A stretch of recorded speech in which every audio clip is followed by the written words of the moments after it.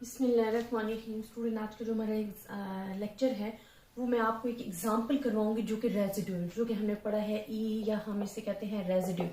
तो इससे रिलेटेड मैं आपको एग्जांपल्स करवाऊंगी। मैं बार बार पीछे जब मैं थ्योरी करवा रही थी तो मैं आपको साथ साथ बता रही थी कि रेजिड्यूल से रिलेटेड अक्सर आपके पास एग्जांपल आ जाती हैं। ठीक है, आपको बताना पड़ जाता है कि how we can prove the residual. आपने प्रॉपर्टी पढ़ी थी कि sum of the residues are always equals to zero, तो वो चीज हमें यहाँ पे प्रूव करेंगे। और इससे रिलेटेड एक दो चीजें हमारे पास और हैं जो उन्होंने प्रूव करने के लिए कही है। और मेजोरिटी जब आपके पास क्वेश्चन आते हैं ना तो वो इस टाइप का आता है, थोड़ा कंफ्यूजन तो स्टूडेंट को समझ आते ही नहीं आता।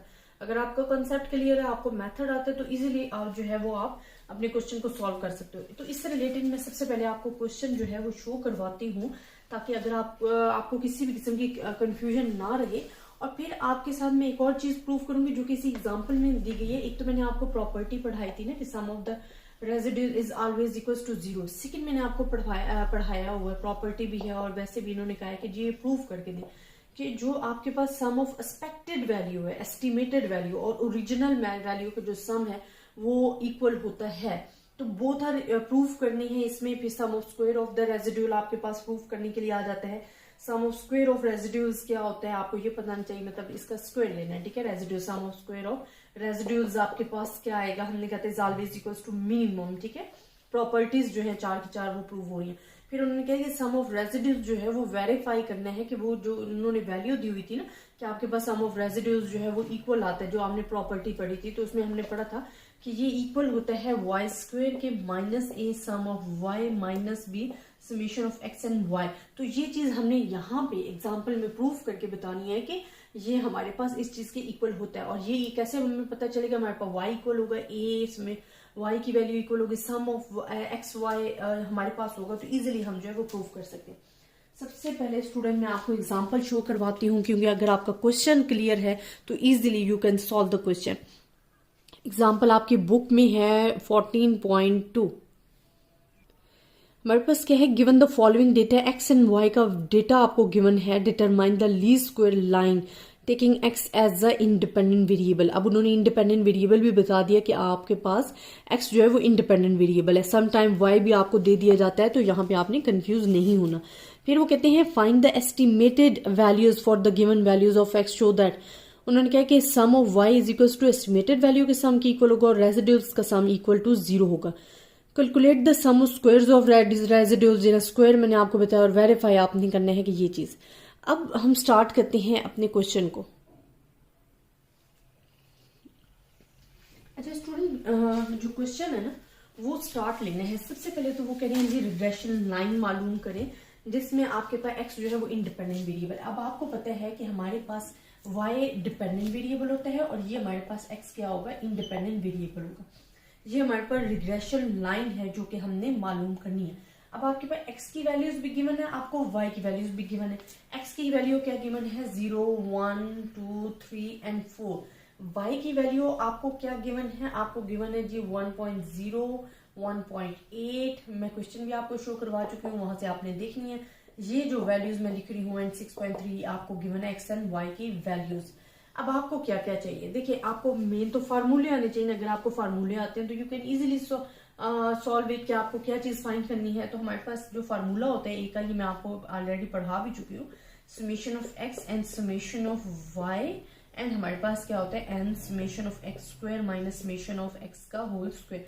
अब आप यहाँ पे देखो, आपको एक्स वाई चाहिए, एक्स चाहिए, वाई चाहिए। ठीक है, एक्स वाई तो हमारे पास है, हमें मेन क्या चाहिए, एक्स और वाई चाहिए। फिर आप देखें आपके पास एक्स स्क्वायर चाहिए और sum of x, x sum of x तो है, आपको और क्या चाहिए, एक्स स्क्वायर चाहिए। ठीक है, अब एक्स स्क्वायर फाइंड करना तो बड़ा इजी है। 0 का स्क्वायर लो 0 आता है, 1 का स्क्वायर लो 1 आता है, 2 का स्क्वायर लो 4 आता है, 3 का स्क्वायर लो 9 आता है, 4 का स्क्वायर लो 16 आता है। तो जो टोटल सम हमारे पास बनता है ना वो हमारे पास बनता है 13x का। इसी तरह अगर b का फार्मूला हम देखते हैं कि हमारे पास क्या है, तो हमारे पास होता है summation of y minus b sum of x divided by n। तो यहाँ भी हमारे पास ऑलरेडी वही चीजें आ जाएंगी। अगर आप सम ऑफ x लेते हो तो ये हमारे पास y ले रहे हो तो ये हमारे पास 16.9 आ रहा है, और अगर x का सम ले रहे हो तो 10 की इक्वल आ रहा है। अब इन दोनों को मल्टीप्लाई करो, यहाँ पे 0 आ जाएगा, यहाँ पे आपके पास 1.8 आ जाएगा। 3.3 को 2 से मल्टीप्लाई करोगे तो 6.6 आ जाएगा। 4.3 को 3 के साथ मल्टीप्लाई करोगे तो 13.5 आ जाएगा। 6.3 को 4 के साथ मल्टीप्लाई करोगे तो 25.2 आ जाएगा। ये काम जो है ये आप कैलकुलेटर से कर सकते हो, अपनी कैलकुलेशन जो है वो आपने चेक करनी है। अब सिंपली आपने फार्मूलाज में वैल्यूज पुट करनी है। एक्स वाई की वैल्यू जो वो यहाँ पे पुट करो, एक्स की यहाँ पे, एक्स की वाई की, स्क्वायर की, एक्स की। जब आप वैल्यू पुट करोगे तो मैं डायरेक्ट आंसर लिख रही हूँ 1.33 एंड इज इक्वल टू यहाँ आएगा 0.72, क्योंकि मैंने कैलकुलेशन करके बता लिया। आपने सिर्फ और सिर्फ फार्मूला भी आपको पता, आपने इनमें वैल्यूज पुट करनी है और आंसर लेना है। अब जो आपके पास देखिए एस्टिमेटेड लाइन थी ना, ये जो हमारे पास लाइन थी, यहाँ पे हमें जरूरत है a प्लस बी एक्स। अब a आपके पास आ गया जो कि क्या है 1.33 है, प्लस b भी आपके पास आ गया जो क्या है 0.72 है, और x ये जो 0.72 है ना, समटाइम्स आपसे क्वेश्चन कर लिया जाता है कि या क्या शो कर रहा है। यहाँ पे हमने सही लिखा है क्या, सॉरी ये b का फार्मूला था, a का, ये मैंने थोड़ी मिस्टेक कर दी। ये a है, ये b है, तो यहाँ पे आपने ये सेट कर लें अपनी रिग्रेशन लाइन। ये जल्दी में मेरे से मिस्टेक हो गई है। 0.72 प्लस 1.33x। अब यहाँ पे स्टूडेंट आप देखें, समटाइम्स आपसे पूछ लिया जाता है कि जो स्लोप होती है b होता है वो क्या चीज शो कर रहा होता है, तो वो unit change in the independent variables जो है वो शो कर रहा होता है। इंडिपेंडेंट वेरिएबल आपके पास क्या है, x है, और b स्लोप है। स्लोप चेंज को शो कर रही होती है। 1 यूनिट चेंज जो आ रहा होता है ना, वो कितना चेंज आ रहा होता है वो बता रही होती है। तो यहाँ पे जो 1 यूनिट चेंज आ रहा है वो 1.33 आ रहा है, तो वो x में जो इंडिपेंडेंट वेरिएबल है उसमें चेंज को है बता रही होती है।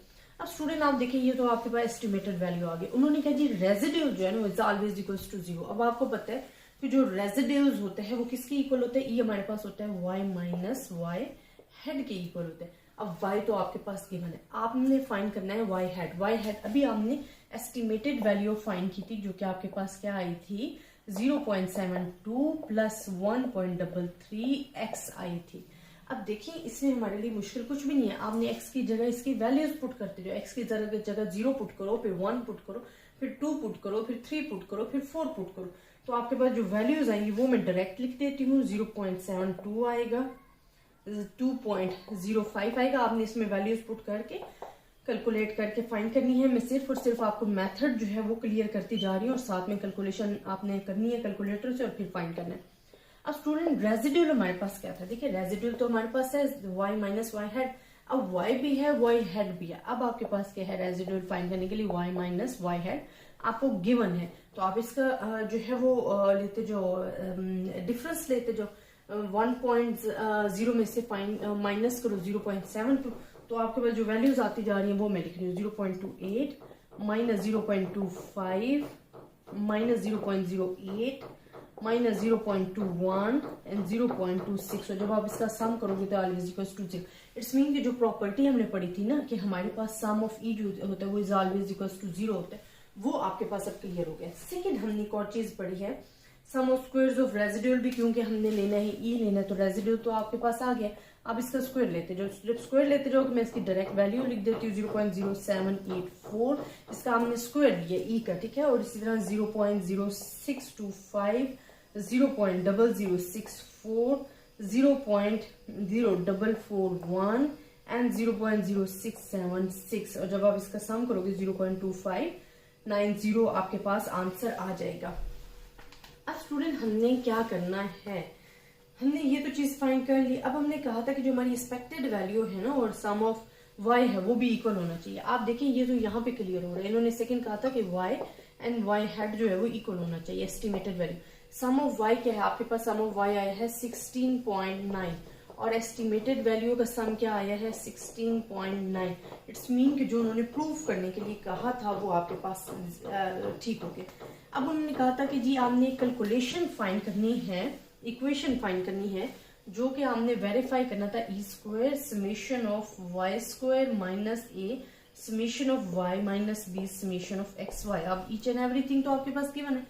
ई का स्क्वायर आपके पास क्या आ जाता है, ई का स्क्वायर आपके पास है जी यहाँ पे मैंने लिखा 0.2590।